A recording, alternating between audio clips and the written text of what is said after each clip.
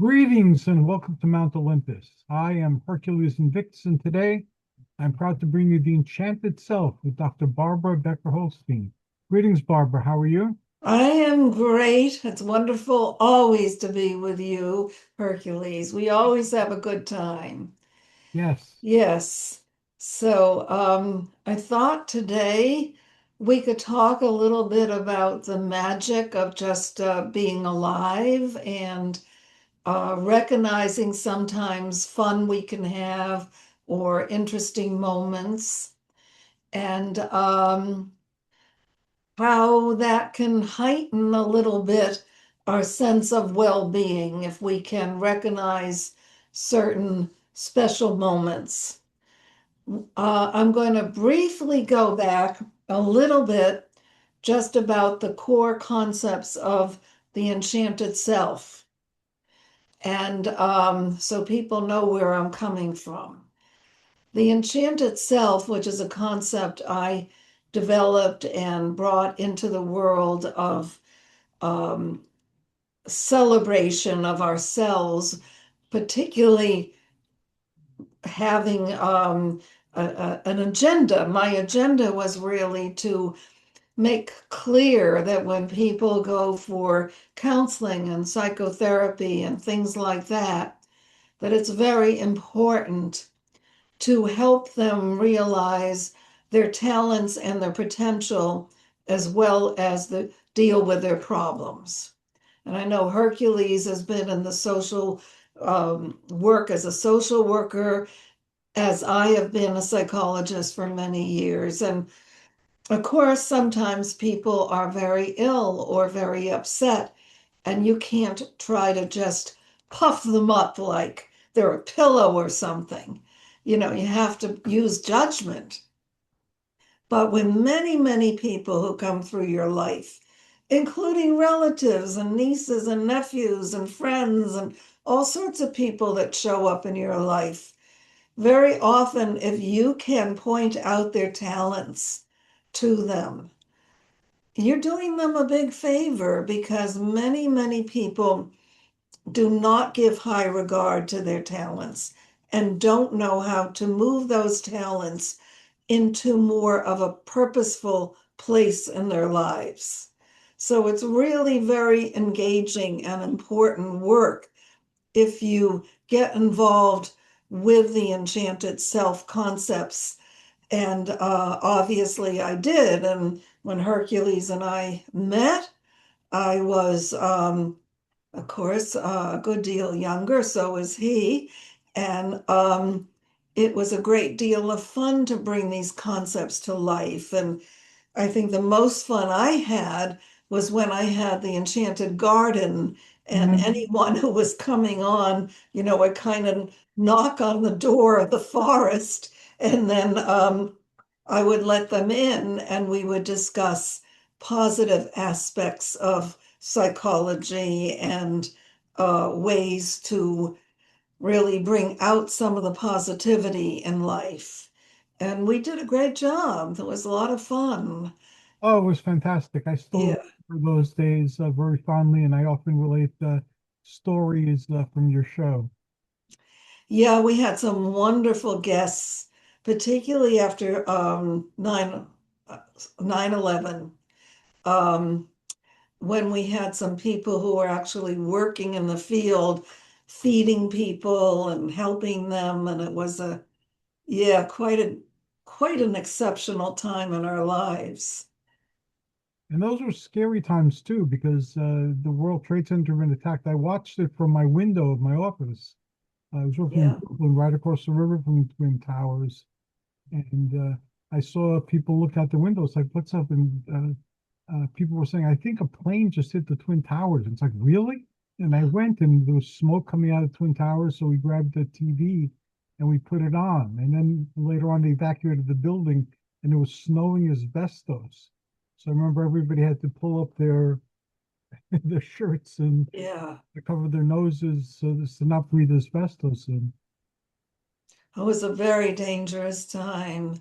And I have a girlfriend who seems to be fine, very healthy. but she insisted on going into the heart of it within a few days because she's a psychologist that is a tremendous caring person. So she went in. I did not. I waited 3 or 4 months before we ever even visited. But who knows? I mean, they're still finding out the side effects of that whole thing for people. And it's not good. But anyway, we had a guy who was cooking, I think, hundreds of meals.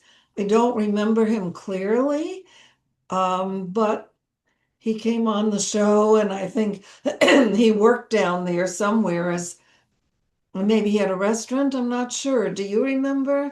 No, I don't remember the details about him, but I do remember that he did feed people during the cooking. Yeah, yeah.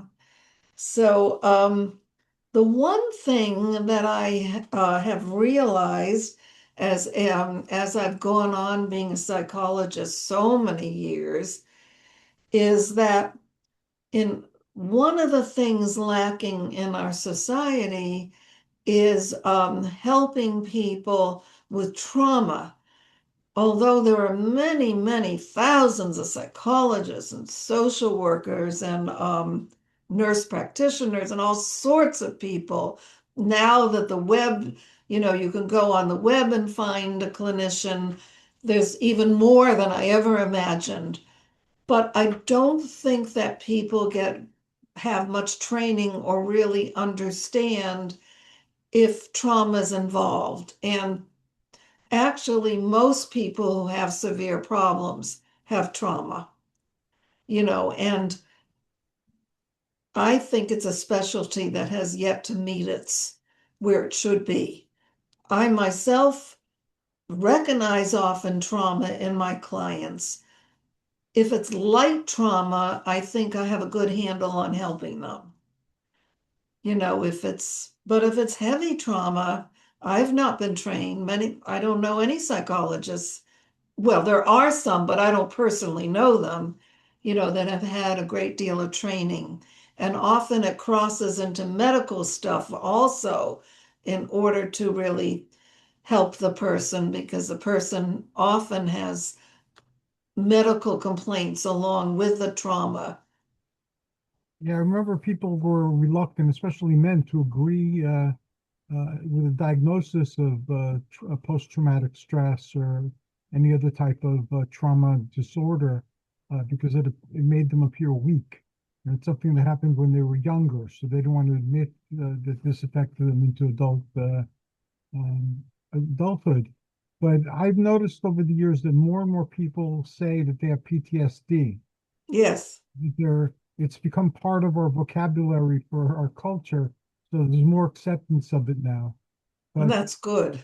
you're right, when I was going through the field and working for those decades in psychiatric hospitals and nonprofit community organizations, there were very few people that I came across that focused on trauma or were able to have a specialty where they help people with trauma. Yeah, it's still pretty light to say that, and you're right. It's at least as far as PS, I never get the alphabet right when I try to say it. PS, PTSD, I PTSD. covered. I I think that yes, most people could find a therapist if they looked now, at least in that particular field. Um, but going back to what I want to bring to the show tonight, which is a kind of lightness and fun, I actually dressed for the occasion. And of course, many people who may see this show, they have no idea what I normally wear or anything. I get that. But just for fun, I had bought this quite um, fancy t-shirt, and I'm wearing it, which is really out of my typical clothing. So I did that. I also wore this funky hat with all the beads. And the only other thing I really did that's out of tune for me is I wore two different earrings. Ah, So, this is just small, funky stuff. mm, Now, probably almost every woman in our society, if she opened her closet, has something funky in it and something more severe. Sometimes a lot of women in our culture will have something like a black dress, just in case someone dies or just in case you have to, look very formal. But actually, you can have as much fun as you want. Really, you may not want to, but one of the ways of bringing fun into our lives is changing your clothing a little bit or, you know, finding a new way to present your hairdo or hat or whatever it is. I'm not saying you need to or even that you must. I'm just saying that when you wear a different type of clothing, you feel different, you know? that's very true. I'm much older now, and I have Parkinson's disease, so my mobility and things are not what they once were. I still exercise every day for over an hour, and I do a lot of meditation, things like that, but I'm not able to do the things I was doing before. So I changed the way I dressed to make it easier to get dressed, number one, but number two, to add a smile to my day. And I found a lot of Hercules t-shirts. Like I'm wearing one now that says Hercules Gym on it. Oh, nice. That looks like a gym t-shirt. I have Hercules' labors. I have I'm not getting older, I'm becoming a legend. I found like t-shirts to say things like that. I still wear my armbands and other primitive type of clothes. But back in the day when I was in my 20s, they used to have gym clothes and like gym pants. And I used to wear those to work all the time. And I worked in a psychiatric hospital at Elmhurst in Queens at the time. And they were gym clothes. Now the same pants are considered to be pajamas for most people. It looks like I'm outside of my pajamas and my t-shirt with like some primitive belts and jewelry and things like that, and sandals. I wear sandals all year long. So I know that it looks funny to some people, but I don't care. It makes me feel good, and some people laugh or say that they like what my t-shirt says, especially the one that says, "I'm not becoming older, I'm becoming legendary." Yes. Oh, I love that. Yeah, so these are, real examples, and it does change you a little bit temporarily, depending on what you wear and how you approach the day and all sorts of things. And so, this is part of the way we can sort of charm ourselves. It's like no one else is necessarily going to charm you. You have to kind of charm yourself when you're a grown up, you know. So anyway, that's one of the things that I thought we could talk a little bit about. And what's happened to me over the years is I wrote a book, The Enchanted Self, a positive therapy, many, many years ago now. It really is over 30 years. And I worked very, very hard on that book. Not only was it partly memoir, where I talked about family members and women in my family who hadn't got a chance to develop as creatively and fully as they probably would have in another family or another time. Um, but also at the end of each chapter, I gave an exercise to help people get closer to their own enchanted self. And that book is still one of the, I think, here, advanced heroic books in positive psychology. really emphasizing what's right with us rather than what's wrong and making it very important.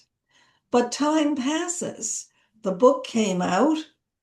The book went into well, of course, it was printed once and went into another printing, which is very, very good for a book that isn't fiction. It's really a study book. It went to some of the colleges in psychology classes. So it had this one extra printing. And then what happens? Nothing. So the book maybe probably still has 100 copies somewhere, in some barn of I don't know. I'll have to look at some point. Of course, I have a few copies. So time passes, and I found for myself, I definitely couldn't stop writing. That the written word is really my choice of creativity.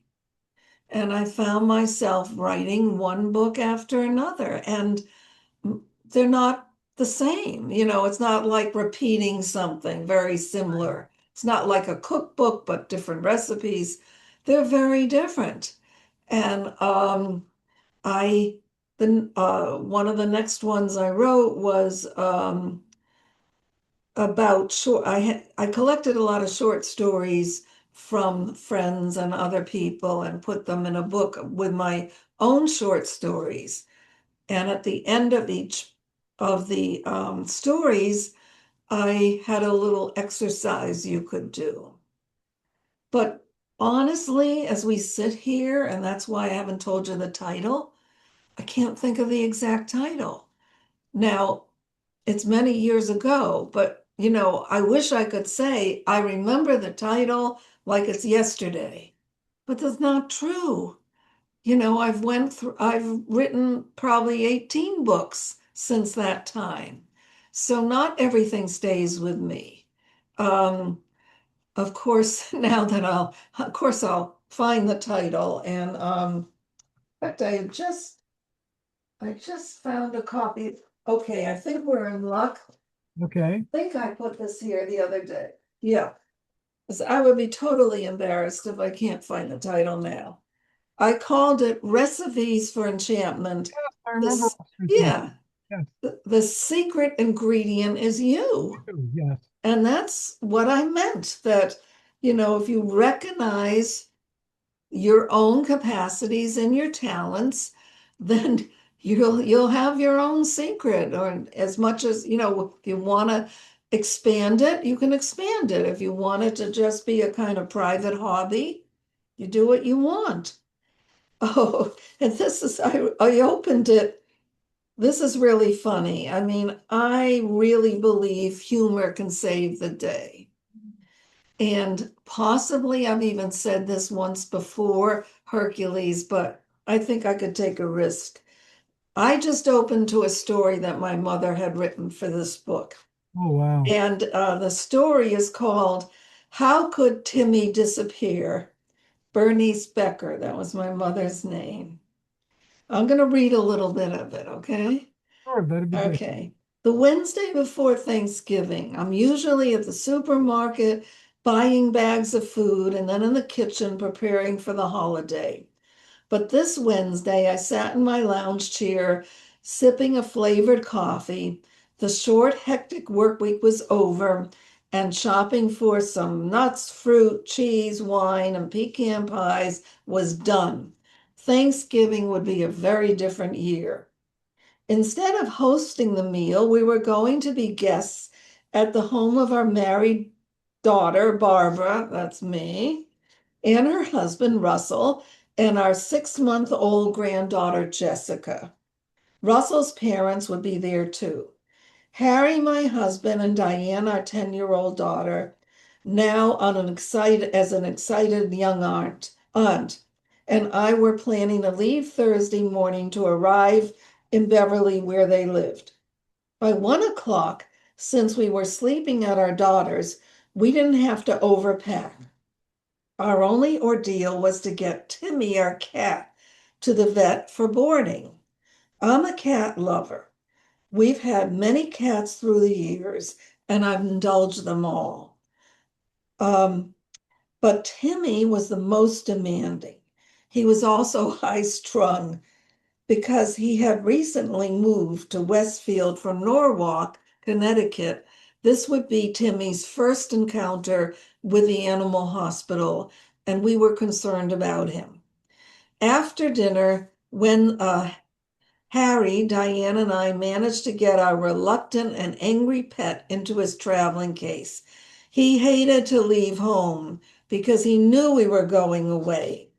Hoping to appease him, I put his favorite rubber, half chewed up mouse and the food he liked in a bag. For 3 miles, he snarled, talked, cried, growled, and meowed. I kept assuring him we loved him and would come back soon. But inside the animal hospital, Timmy grew frightened and became very silent. The check-in took only a few minutes. We had to leave our names and phone number and the number of a neighbor in case of emergency. But Timmy was so quiet that I feared he had passed out. We apologized once more for leaving him, said our goodbyes. Thanksgiving Day was a dream. Good company, fabulous food, interesting conversation, and adorable baby who behaved like a perfect lady and didn't overeat. I wish I could say the same for the rest of us.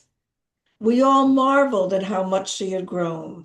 Even the friendly rivalry between Russell's mother and myself, who would hold the baby the most, amused us. She won. Friday, the day we had to leave to drive home, came all too soon.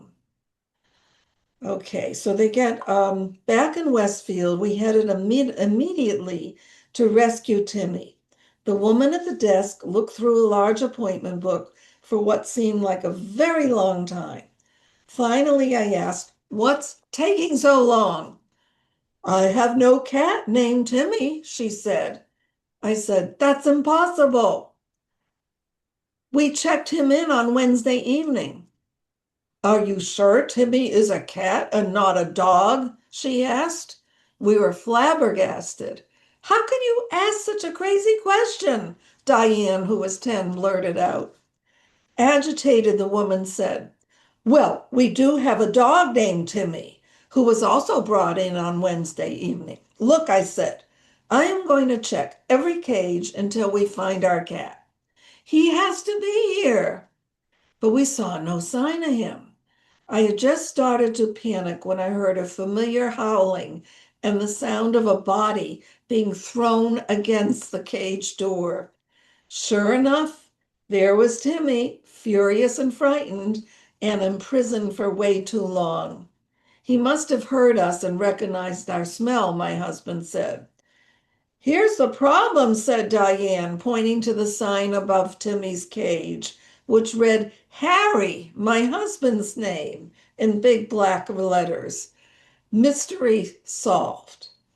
We explained the mix-up to the woman at the desk, and she looked as relieved as Timmy did as he leaped into his carrying case. We paid the fee and chuckled the whole way home. When we got to our driveway, we let Timmy, out. He ran to the bushes to hide, our punishment for having treated him so badly. Later, we heard him crying and scratching at the front door. When I opened it, he rushed in and went right to his bowl. I left him a peace offering, a cut up chunk of white meat turkey, his favorite. He settled down to enjoy his repast. I could hear him purring. Then he paused, came over to me, and rubbed himself against my leg. I understood him perfectly. "Thank you," he said.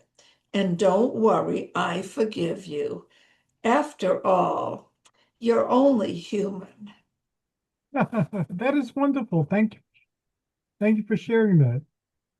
Yeah. Yeah. So you see, of course, it's very touching for me. So a tear may fall, but my mother's been gone quite a few years, and yet I can read one of the stories she wrote, and it's like she's alive again, Mm-hmm.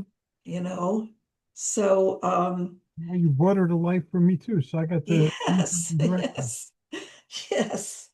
And it's true that taking to heart things like photographs, like stories people in your family have told, they're all part of finding ways to be happy and fulfilled and make the most out of time there, really. Time is our most precious commodity and I learned that. never have enough.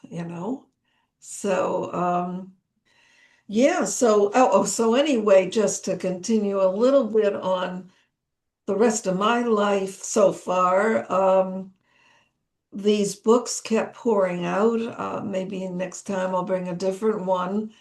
And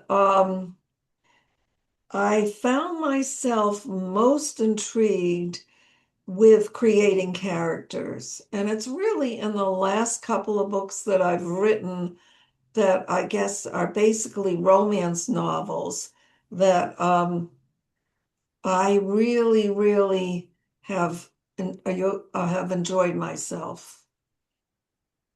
Um, You are fantastic at doing a few things with your writing. Number one, you make the internal and external manifestations of someone's life accessible. Like I will never be a young woman going to college, never, uh, this lifetime. But you open up their inner and outer world so that somebody can enter them and understand. And also the process of development and growing through the events that one encounters through the day, you capture that very powerfully as well. And even though it's focused on the female gender, the protagonists are mostly, or maybe all, females. The universality of the human condition is also there very powerfully, so that somebody can identify with the humanness of the experience rather than just the femaleness of the experience. I don't know if that makes sense, but that's yeah, it does. Sure, sure. So now I love doing these stories. And last time I read on your show, a part of it actually isn't in a book yet. What I actually read was the one of the girls, as if she had become much older, reflecting back on her life, which maybe will become a book or maybe not. I don't know yet, because I'm very involved with the girls in their early 20s. So we'll see. We'll see.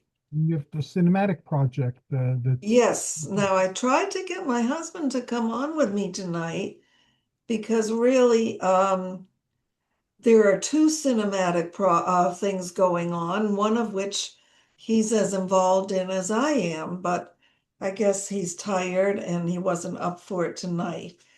But we're both involved in a film called I Had an Affair with My Husband. great title. It's a great title. And this is the fellow who's doing the editing has um, determined that April 1st is his final day that he'll have a rough cut, so we'll all be able to see the film. And if anything doesn't feel right, of course, he can still make changes. And I think he's very excited. I think we'll try to show the film at least once locally in Monmouth County and maybe in North Jersey where you are, hopefully. That'd be Uh, all. yeah, so this is a story about um, a couple, a couple that are doing pretty well in marriage. They're really, it's okay. But what happens is they have a typical fight. nothing new. Couples fight. And the husband, in order to soothe the wife, starts to talk to her in a um, new voice. And the voice has an Indian cast to it, as if he's from India. And she falls in love with his voice. And eventually it becomes a problem. So that's the core to this story. Are you gonna write on the cover based on the true story? It's based on, yeah, it's a true story, more or less. It's been exaggerated Yeah, for I was gonna. purposes of, of show business, but yes. And eventually it's resolved. It's the movie is quite funny and yeah, and I think there really aren't a lot of movies that focus on couple issues. You know, there are murders, there's mysteries, there's all sorts of stuff, but the ordinary couples have issues. And if they're lucky, they resolve them. This issue is just a little bit off the beaten track. So I think it'll be interesting to see it come to life and people can relate to it. Hopefully that it'll make a lot of people maybe more courageous to talk about their own stuff, you know. Might not be what we thought, but it can be good With to them. feel you can let go of certain things, you know. Life is hard enough, but holding on to say, let's say a grudge of your wife has a girlfriend, she spends too much time with the girlfriend, you're jealous or you're afraid or whatever. Usually it's best when it's discussed and it usually isn't as big as you think it is, Hmm. you know. These are no, you know, within the normal range, so to speak. But anyway, so that's one. And then the other one is I'm working on the film that will go with these two girls, this Dawn of Women's Freedom, Dawn of Possibilities, um, which these are the two girls that have mesmerized me into staying in their world. It's almost like I've adopted them or something. Hmm. So I'm working on the script, and my very dear friend Debbie Higgins, she might have even been on your show once. Been on the show before. Yeah, she's writing. Well, I wrote the script. She's uh, augmenting it. She has a sense of sort of the style that makes it come alive in film work, where I have the style that makes it more insightful in the written word. But since I want to make this as a film, I'm very grateful to have her help to work on the script. And that's what she's been doing. I picked something very cute, but I'm trying to see what I picked out for today. Um, I'm not sure now. Oh, it was something that I've written that I'm going to expand on. I think I can find it. Okay. These are the two characters. Are we okay with another 5 minutes? Yeah, sure. Oh, okay. So, Ginger is the secondary character. Um, so this is Ginger is visiting her boyfriend's parents, and she has a long talk with her boyfriend's dad.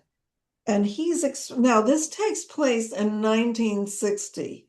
So it's very important to remember that date because you'll see why.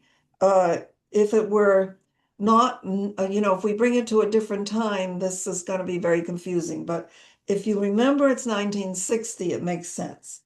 So Ginger had a long talk with James' dad once, And he explained as best he could some of his ideas to Ginger about a way that people would communicate in the future. So try to think, you just pretend for the moment you're back in 1960. Okay. We're gonna have moving All sidewalks that were heated, and we're gonna wear silver clothes, and cars are gonna be flying. right. Yeah, kind of. Okay. So, all right. The part of it he had designed and had a patent for had made him rich, but it was not viable yet. Too many parts were missing. That was until today when Ginger saw an article in the New York Times about James' father. It explained he had figured out one of the missing pieces to a future that hardly looked at all like today's world in 1960, though it would require years more of study. Intrigued, Ginger literally jumped for joy when James invited her to a celebration for his dad. After dinner, um, she talks to okay, I better stick to reading it. After dinner, his dad, Harold, as he requested to be called, asked Ginger if she would like to see a miniature of his invention. He also invited his family to come along, but no one seemed interested. He guessed they had seen and heard of it before. She followed him to his den.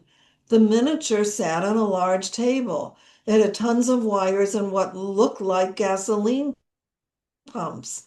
Her eyes grew wide as he explained the invention, but could not follow the parts, how they talked to each other, and how could they correct each other. Even being the granddaughter of a witch did not help. But when he described the outcome of the machine back and forth and his need for secret testing of his invention by some people, she was excited and amazed. She wanted to be part of this. Harold said, for 30 minutes a day, once a week, you will take a box I give you and take pictures of what you see or do for those 30 minutes. You can see the pictures you took by pressing this button. You can press another button, talk into the box. You won't need to get in a phone booth or be at home to make a call to someone. As long as they have the same equipment as you can talk and see each other even if you're 1,000 miles apart. No more standing there naked when you talk, unless you want to, he laughed. Ginger felt awkward and strange at the same time. You will not need paper anymore, but I expect you to change that fast. You'll be able to look up anything you might have found in the encyclopedia, and you will not need a camera anymore either. Eventually, a box about the size of your hand will be all you need to carry with you to live a normal life. And it will charge for 10 minutes on your kitchen counter for the next day. Maybe it will never even need to be charged. It depends how far I can get.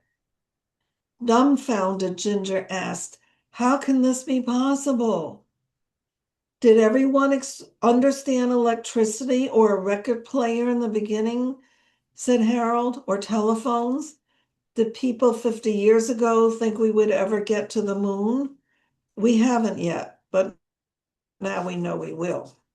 And it was at that moment that Ginger fell in love with Harold. Sort of, she really doesn't. Okay. So that's, you know what he's explaining, what he's talking about, Of course, you and know. it did transform our world. Yeah. Phones completely changed our world because it led to the computer and all, or the computer led to the phones and yeah. Yeah, wow. Thank you for sharing that. So it's we're so used to where we're at, we forget the profound changes that having a phone that you have access to Well, and of course the computer. what we're doing now, Wait, I can't hear you. possible. What we're doing now would have seemed impossible. Uh, Impossible. yeah, Absolutely. we're doing a show from our houses, even though we're very many miles apart, and it's being broadcast both simultaneously, and then later on it could be looked up and viewed at any time for somebody who knows where to find it. So Right. that's beyond what I would have thought possible when I was much younger. Even when we were making the films in New York, I don't think we would have seen this as possible. Right. And I like how you help people get in touch with their own uniqueness by shining a spotlight on other people and their uniqueness. Uh, And I've learned in my life that nothing is preventing you from being who you want to be or who you think you are or whatever. Just do it. I remember when I was Thor the Barbarian, uh, I'm Greek, I'm not a barbarian. Barbarian means someone who's not Greek. And I'm Hercules, not Thor, but Thor was the Norse equivalent of Hercules. And at the time, I was looking at myself and asking questions as to is it possible to be who I am and not be Greek? Are there? I was trying to answer that question, and Thor was my favorite non-Greek mythological character, so I took that name. And of course, the fantasy barbarian of sword and sorcery literature, which I loved growing up, that became the Herculean model because they were based on Hercules. There were legendary strongmen. So I put the most powerful name, the most powerful archetype I could think of that were related to what I felt myself to be, and wanted to see if I could express that in the world. And I did that for many years, and it opened my life to many experiences that I don't think I ever would have had otherwise. And we met while I was on the that's right. and your book, The Enchanted Self, inspired that journey in some ways. I think I shared it with you, and it took me a while to remember this. But when I decided I wanted a television show, I didn't know how you go about doing that, and my world was not very encouraging. They were saying things, "Oh, you're not an actor, you're not a journalist, who's going to give you a TV show?" But I knew I wanted one, so I had a notebook and I wrote down, um, what I would be doing, how I would look, what guests I would have on, and I went to one of those bookstores that were in New York that aren't around anymore, but. I went and looked in the psychology and the self-improvement section, and one of the books I found was The Enchanted Self. So I wrote that down on my list, and then I forgot about it, and I didn't realize it till many years after we'd already connected that the universe somehow linked us up, and that you became a great friend, and I benefited from our association in that it opened my eyes to possibilities that I hadn't considered. It's amazing. It really is amazing. Yeah, you never know exactly what the route is that I should take or you should take. Right, I think because a lot of times we're not picking the route. The route is picking us. right. But if Yeah. you pick your route as much as possible, you gain something uh, invaluable. Like I've always wanted to be an author as well.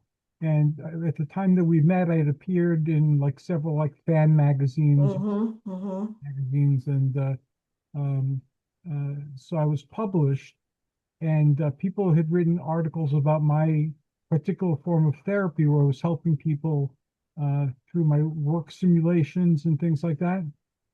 But it wasn't until many years later that I started getting published, instead of something small, something larger. So now I've been published in over 20 something anthologies, and I have another one coming out in a few months. And my last one was with Llewellyn, which is a major publisher. Wonderful. So I could have said, nah, who am I to do that? Or listen to people who tell me who am I to do that? And now I'm considered prolific without even trying. So we lose nothing by trying things, and you don't have to. Sometimes just trying it once will get out of your system. I used to have a list, and one of the things on my list was flying a plane. So I got the opportunity to fly a plane, and I accepted because it was on my list. and I flew it, and for an hour and a half, it was phenomenal. Did I ever want to do it after that? No, but I did it. And I don't, That's like me going to Iceland. Once was enough, but I loved it. that's on our list too with my wife to go to Iceland, to, some other part of Scandinavia. Yeah. But if you don't dream and if you don't experiment, I learned by working with people who were in like ICUs and in hospices that the worst thing to have at the end of life is regrets. And the best thing you could have is two things. One is memories that are good, that you love to treasure and love to share. And then having at least one human being, they don't have to be a relative or a friend. It could be somebody who works in the hospice where you're uh, spending your last days that cares enough about you to drop by every now and again to see how you're doing and to talk to you. Yeah. I took those Yeah. with me and I tried to live like that. Don't regret anything, and be nice enough to people where they want to visit and see how you're doing every now and again when you're lying. Beautiful. You're so right. You are so right. Yeah. Well, I think I'm done for tonight with Okay, my thank wisdom and my fun. you. Time with you. And how can people find you and find Yes. their own enchanted self or enter the lot of Yes. these women whose life you're uh, introducing people to and whose thoughts and feelings you're introducing people to? Well, my major website is the Enchanted Self, and um, it's just theenchantedself.com, and it's has a lot of stuff on it. And my latest book, I'm gonna try tomorrow to get you a cover so you have it. Yes, please. Yes. I'll advertise So, it as soon as something happens. Let me know. yep. And So as again, I'll just mention it's called Women's Freedom, The Dawn of Possibilities. Takes place in the early 1960s. The girls are full of fun and courage. There's some mystery, there's some mysticism, there's some just just normal stuff. There's some, you know, memories that are fascinating that they each have. It's really a good read. And so there it is. And when people write to me on the Enchanted Self, well, I should say my oh, what do you call the my website. You can write to me at barbara.holstein@gmail.com. And I always answer unless someone is super weird, you know. I good. mean, I treat it, I'll answer you or, it's I just treat it the same as I would in respect to anybody. So that's it. I'll look forward to being with you again next month. I look forward to it too. And on behalf of all those that you have inspired through your work, thank you for being you and for doing the things you do. And be well. I wish you lots of success in whatever endeavors you undertake. And say hi to Russell for me. I will. Good night for now. Feel good. You too. Thank you. Take care.